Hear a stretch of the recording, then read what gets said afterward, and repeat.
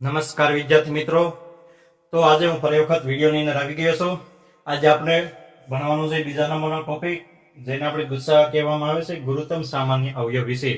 આપણે અગાઉના વિડીયોમાં લઘુત્તમ સામાન્ય અવયવ વિશે ભણેલા, તો આજે આપણે ગુરુત્તમ સામાન્ય અવયવ વિશે ભણવાનું છે. એની અંદર શું શું આવે છે એ બધી માહિતી આપણે લેવાની છે. પરીક્ષામાં કેવા પ્રકારના દાખલા પૂછાય છે એ પણ માહિતી આપણે લેવાની છે. જો તમે અમારી ચેનલ પર નવા હોવ તો અમારી ચેનલને સબસ્ક્રાઇબ કરવાનું ભૂલશો નહીં, જેથી કરીને કોઈ પણ નવી અપડેટ આવે તો સૌથી પહેલા અમારો વિડીયો તમને મળી રહે અને તમને તૈયારી કરવામાં એકદમ સરળતા રહે. અને આપણે ચેપ્ટર વાઇઝ સંપૂર્ણ સિલેબસ પૂરો કરવાનો છે, તો તમે અમારા વિડીયો જોવાનું ચૂકશો નહીં.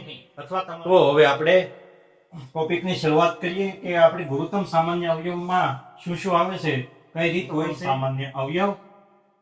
જો તમને સમજૂતી નહીં હોય તો તમને આગળ દાખલા ભણવામાં અને ઉકેલ લાવવામાં ખૂબ જ મુશ્કેલી પડશે, તો આપણે સમજૂતી લઈ લઈએ.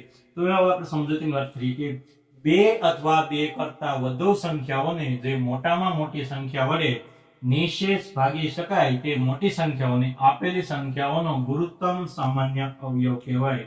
કે હવે આપણે સમજૂતી અહીંયા જોઈએ તો બે અથવા બે કરતા વધુ સંખ્યાઓને જે મોટામાં મોટી સંખ્યા વડે નિશેષ ભાગી શકાય એ મોટી સંખ્યાઓને આપેલી સંખ્યાઓનો ગુરુત્તમ સામાન્ય અવયવ કહેવામાં આવે છે. હવે આપણે વાત કરીએ સમજૂતી, તો બે અથવા બે કરતા વધુ સંખ્યાઓ હોય અને એ સંખ્યાઓને મોટામાં મોટી સંખ્યા વડે જો નિશેષ ભાગ પડતો હોય અથવા નિશેષ ભાગી શકાતી હોય તો તે મોટી સંખ્યાઓને આપેલી સંખ્યાઓનો ગુસા કહેવામાં આવે છે, એટલે કે ગુરુત્તમ સામાન્ય અવયવ કહેવામાં આવે છે. હવે ગુસાની અંદર પણ બે રીત આવે છે, ભાગાકારની રીત અને અવયવની રીત. જે આપણે લસાની અંદર પણ આ જ રીતે ભાગાકારની રીત અને અવયવની રીત આપણે ભણેલા છીએ, તો ગુસાની અંદર પણ સામાન્ય રીતે આ જ રીત આવે છે અને આમાં સરળ રીત હોય તો એ આપણે અવયવની રીત છે. ભાગાકારની રીત આમાં થોડીક લેન્ધી પડે છે, પણ અવયવની રીત જે છે એ આપણને એકદમ ઉકેલ લાવી શકે એવી રીત છે.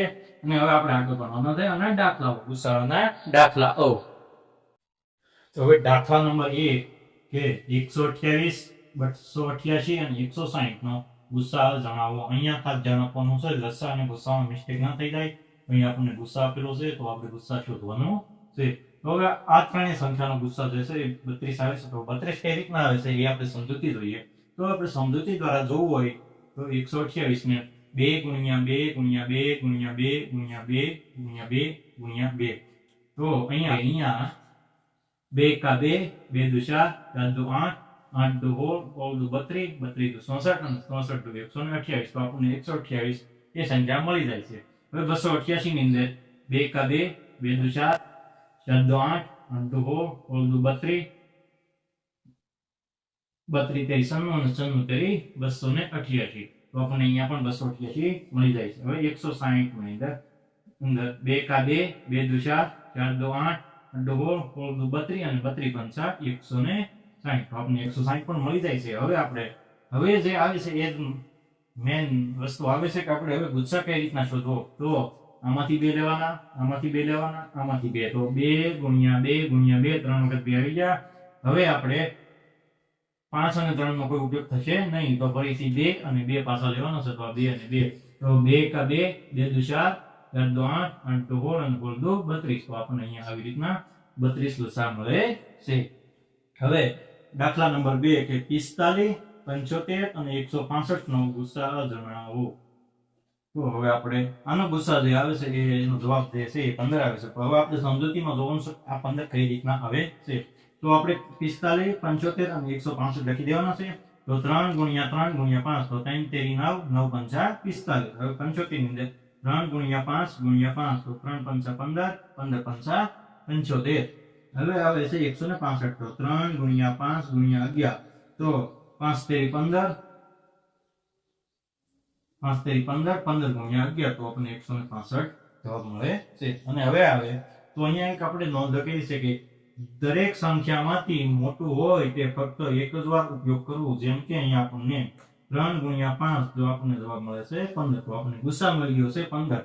હવે આ એક નોંધ જે છે એ વાંચવાની રહી ગઈ છે કે દરેક સંખ્યામાંથી મોટું હોય તે ફક્ત એક જ વાર ઉપયોગ કરવો. જેમ કે જો હવે આપણને અહીંયા લખેલું છે કે સંખ્યામાંથી મોટું હોય તે ફક્ત એક જ વાર ઉપયોગ કરવો. તો હવે કઈ રીતના, તો આની અંદરથી જે આવે છે એ આની અંદરથી 3, આની અંદરથી 5 અને આની અંદરથી કોઈ પણ કરવામાં આવશે નહીં.